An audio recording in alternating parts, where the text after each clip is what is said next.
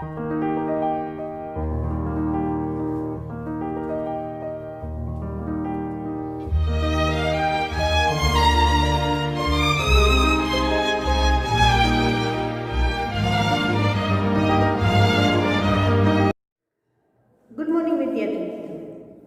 આપણે નવો પાઠ ચાલુ કરવા જઈ રહ્યા છીએ. તરુણાવસ્થા તરફ પાઠ 10 તરુણાવસ્થા તરફ.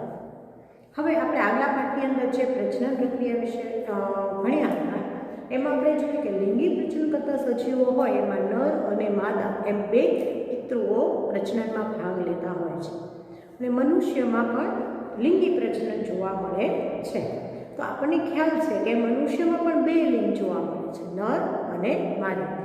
નર અને માદા એટલે કે પુરુષ અને સ્ત્રી. પણ બાળક જન્મે છે ત્યારે સામાન્ય રીતે બાળક બોલતું હોય તો તમે કહી ન શકો કે છોકરો બોલે છે કે છોકરી, કેમ કે બંનેના અવાજ સરખા હોય છે. પરંતુ જેમ જેમ ઉંમર વધે, અત્યારે તમે 8મા ધોરણના ક્લાસમાં છો તો તમારા ક્લાસમાં કેટલાક બાળકોના અવાજ જે પહેલાં હતા એની કરતાં થોડા ઘેરા થઈ ગયા હશે. છોકરીઓના અવાજ થોડા પીના થઈ ગયેલા દેખાય છે. કેટલાક છે એના ચહેરા ઉપર વાળ ઉગવા લાગ્યા છે, દાઢી મૂછ આવવા લાગી છે, જેને લીધે એનો દેખાવ થોડો વિચિત્ર થઈ ગયો છે. તો આવી બધી બાબતો તમે નોટિસ કરશો, તમારામાં પણ થઈ રહી હશે. તમારા શારીરિક દેખાવમાં ફેરફાર આવી રહ્યો હોય, તમારા દાઢી મૂછના વાળ ઉગવાની શરૂઆત થઈ હોય અથવા ચહેરા પર ખીલ નીકળવાની શરૂઆત થઈ હોય. તો આવી રીતે બાળક જન્મે છે ત્યારે તે નર અને માદા એમ બંનેના અલગ અલગ લક્ષણ નથી ધરાવતા. બાળક જન્મે ત્યારે એ મનુષ્યના બધા જ અંગોનો વિકાસ થયેલો હોય છે, પરંતુ એના પ્રજનન અંગોનો વિકાસ થયેલો હોતો નથી. પરંતુ તે 11 વર્ષની ઉંમર ઘટે પછી એનામાં આ પ્રજનન અંગોનો વિકાસ શરૂ થાય છે. એ નર કે માદા, છોકરો હશે તો નર તરીકેના લક્ષણો પ્રાપ્ત કરશે, છોકરી હશે તો માતા એટલે કે સ્ત્રી તરીકેના લક્ષણો પ્રાપ્ત કરશે. તો આ લક્ષણો પ્રાપ્ત થાય એ ઉંમર છે એને કહેવાય તરુણાવસ્થા. તો અહીંયા આપણે આ પાઠની અંદર તરુણાવસ્થા, એ દરમિયાન જોવા મળતા ફેરફારો અને અસર કરતી બાબતો, આ બધો અભ્યાસ કરવાનો છે. સૌથી પહેલાં તો આપણે જોઈએ કે તરુણાવસ્થા કોને કહેવાય છે? તો કે જીવનકાળની એવી અવસ્થા કે જેમાં જે બાળકમાં પરિવર્તન આવે છે અને જેને લીધે તે પ્રજનનની પરિપક્વતા પ્રાપ્ત કરે છે. તો તરુણાવસ્થાની વ્યાખ્યા આપણે લખીએ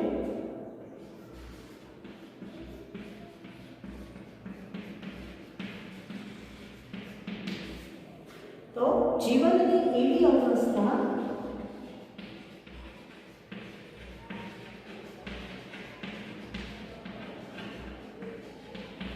કે જે દરમિયાન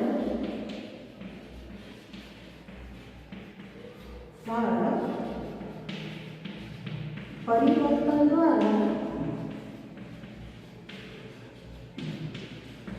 પ્રજનન ક્ષમતા પ્રાપ્ત કરે છે.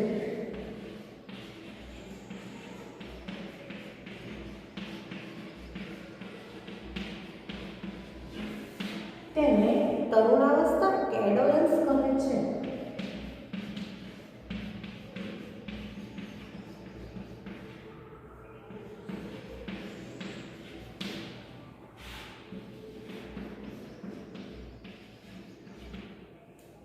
હવે આ તરુણાવસ્થાની અંદર ઉંમરનો ગાળો કેટલો હોય? તમે એમને કીધું 11 વર્ષની ઉંમરને વટો પછી, બરાબર, પણ ક્યાં સુધી સતત ફેરફાર થયા જ કરે? ક્યારે પ્રજનન ક્ષમતા પ્રાપ્ત કરે? તો અલગ અલગ સમયગાળા હોય છે. કે છોકરીઓ હોય છે તો 11થી શરૂ કરી અને 13 વર્ષના સમયગાળામાં એના આ તરુણાવસ્થાનો આરંભ થઈ જાય છે અને 18થી 19 વર્ષ સુધીમાં એ તરુણાવસ્થા પ્રાપ્ત કરી લે છે, એટલે પુખ્ત બની જાય છે. એટલે છોકરાઓ છે 13થી શરૂ કરી અને 18 વર્ષની અંદર આ ફેરફારો અનુભવે છે. તો આ જે સમયગાળો છે ને તરુણાવસ્થા અવધિ કે તરુણ અવધિ કહેવાય છે. તો એ પણ આપણે નોંધી લઈએ.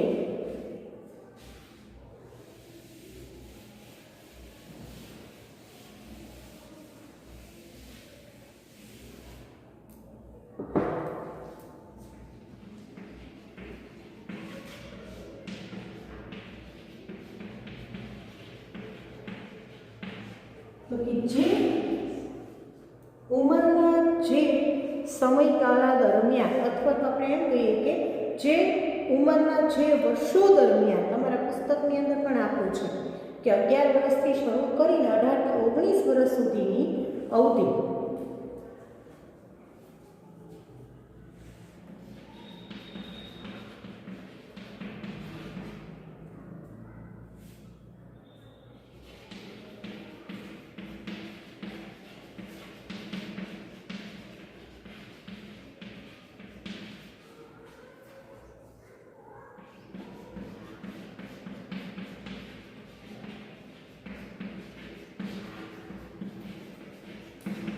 તેને તરુણ અવધિ કે તરુણાવસ્થાનો સમય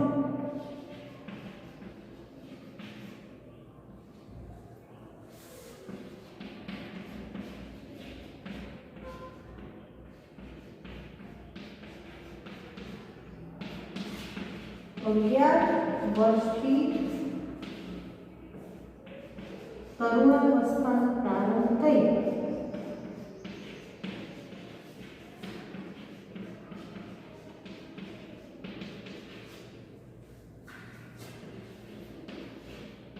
18 કે 19 વર્ષનું બાળક થાય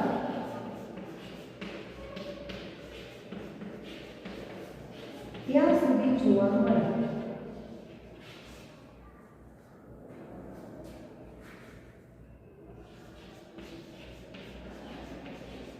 છતાં સમયગાળો વધુ હોય તો તમારા પુસ્તકમાં આપ્યું છે તરુણાવધિ કોને કહેવાય છે તો કે 13 થી 18 કે 19 વર્ષ સુધીનો સમયગાળો, જેને તમે 13, 14 એવી રીતે એના ઇંગ્લિશ નામ પણ એ જ રીતે હોય છે.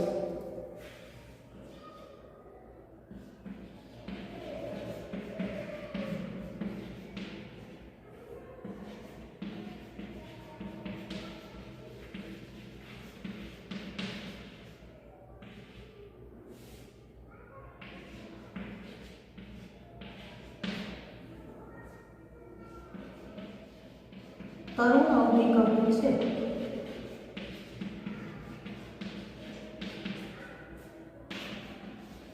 ઉંમરના આ વર્ષોમાં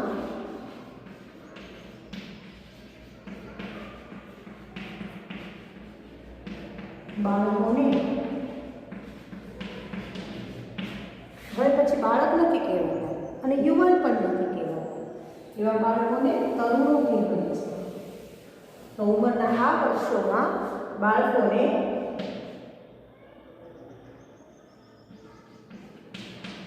તરુણો એટલે કે ટીનેજર્સ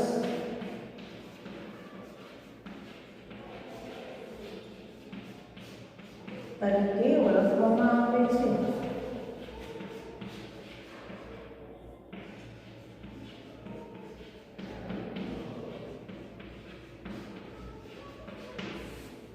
ટીનેજર્સ કે તરુણ તરીકે બાળકો છે આ સમયગાળા દરમિયાનમાં ઓળખાય.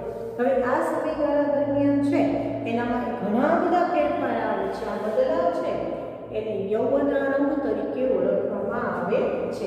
એ વ્યાખ્યા પણ આપણે નોંધી લઈએ. યૌવનારંભ કોને કહેવાય કે તરુણાવસ્થામાં આવેલા ફેરફારના બદલાવના તરુણાવસ્થાના સમયગાળા દરમિયાન જ્યારથી બદલાવ ચાલુ થાય એને યૌવનારંભ કહેવાય. એટલે કે તરુણાવસ્થા દરમિયાન મનુષ્યમાં શરીરમાં અનેક બદલાવ આવે છે. આ બદલાવને યૌવનારંભ અથવા પ્યુબર્ટી તરીકે ઓળખવામાં આવે.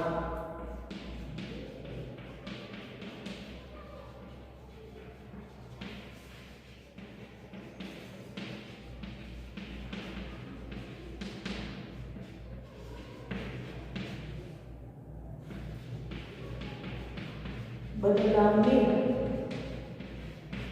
યૌવનારંભ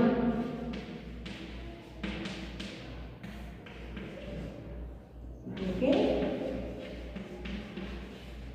પ્યુબર્ટી. મેડિકલ ભાષામાં ઘણી વખત કહેતા હોય કે આ પ્યુબર્ટીને કારણે આવું થાય છે, એટલે તમને ખ્યાલ આવે એટલે મેં શબ્દ લખ્યો છે પ્યુબર્ટી કહે છે. તો ટીનેજર્સ એટલે કે તરુણાવસ્થામાં પ્રવેશ્યા પછી એનામાં જ્યારે બદલાવની શરૂઆત થાય ત્યારે તે યૌવનારંભમાં પ્રવેશ્યો છે તેમ કહેવાય. તો યૌવનારંભમાં પ્રવેશ્યા પછી સૌથી મુખ્ય બદલાવ કયો છે? તો કે બાળકો ત્યારબાદ એટલે કે તરુણ કે તરુણી ત્યારબાદ પ્રજનન ક્ષમતા પ્રાપ્ત કરે છે. એટલે કે પ્રજનન અંગોમાં વિકાસ થાય અને પરિપક્વતા પ્રાપ્ત કરે, બરાબર. અને પ્રજનન અંગોમાં કે તરુણોમાં પ્રજનન પરિપક્વતા પ્રાપ્ત થયા બાદ તરુણારંભ યૌવનારંભ સમાપ્ત થઈ જાય છે. પણ નોંધી લઈએ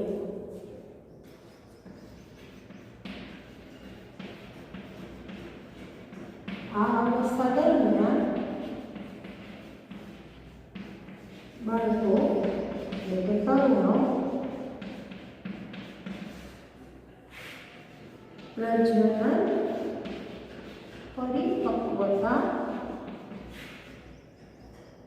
પ્રજનન ક્ષમતા પ્રાપ્ત કરે છે.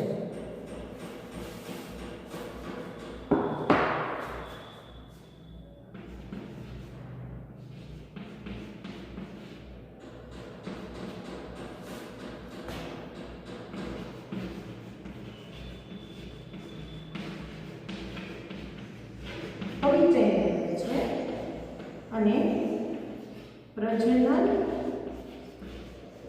પરિપક્વતા પ્રાપ્ત થઈ જાય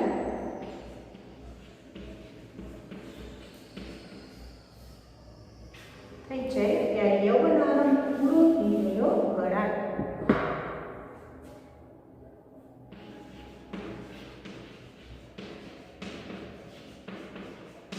યૌવનારંભ સમાપ્ત થઈ જાય છે.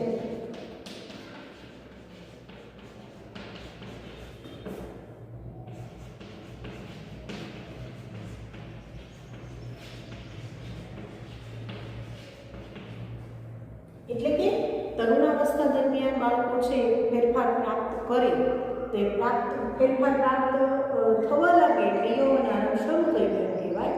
અને યૌવનારંભ ક્યારે પૂરો થઈ ગયો ગણાય?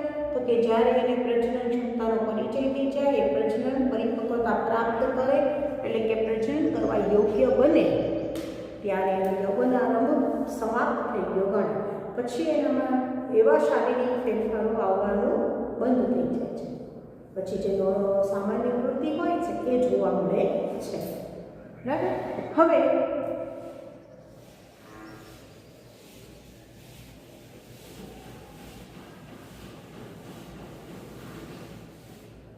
હવે આપણે જોઈએ કે આ યૌવનારંભ દરમિયાન શું ફેરફાર આવે છે.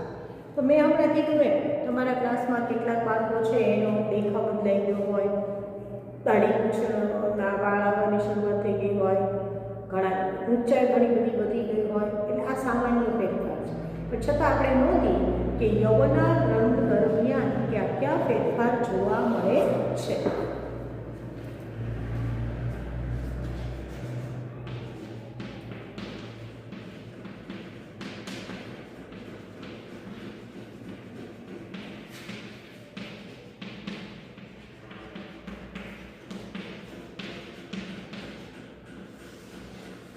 કયા ફેરફાર જોવા મળે છે? તો એક તો ઊંચાઈમાં વધારો,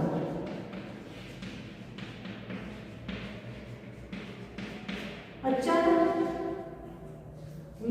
છોકરો કે છોકરી એ ઊંચા થવા માંડે, એની હાઈટ વધવા માંડે છે, તો એને કહેવાય ઊંચાઈમાં વધારો. બીજો ફેરફાર છે શારીરિક આકારમાં બદલાવ.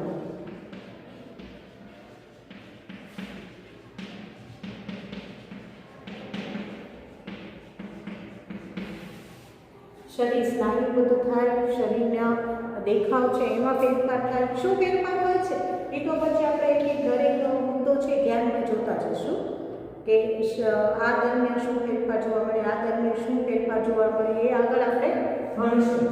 પછી ત્રીજું છે અવાજમાં ફેરફાર.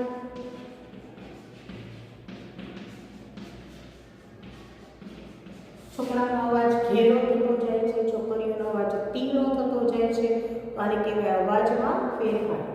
પછી મેં કીધું કે ખીલ નીકળવાની શરૂઆત થાય છે. તો એનું કારણ છે કે પ્રસ્વેદ ગ્રંથિ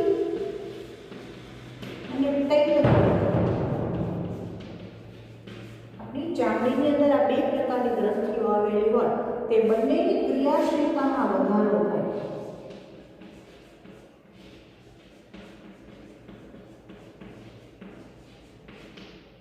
તો જેને લીધે ખીલ નીકળે છે. બરાબર, એ પણ આપણે ડિટેલમાં પછી જોઈશું. સામાન્ય કઈ કઈ બાબતોમાં ફેરફાર જોવા મળે છે એ આપણે જોઈએ છીએ. તો પ્રસ્વેદ અને તેલ ગ્રંથિમાં ફેરફાર જોયો, પછી પ્રજનન અંગોમાં ફેરફાર એટલે એનો વિકાસ થાય છે.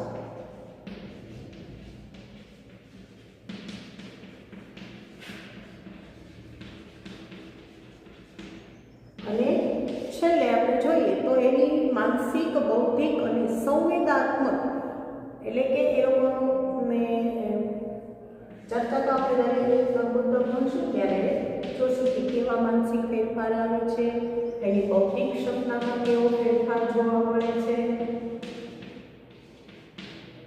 બૌદ્ધિક કે સંવેદનાત્મક.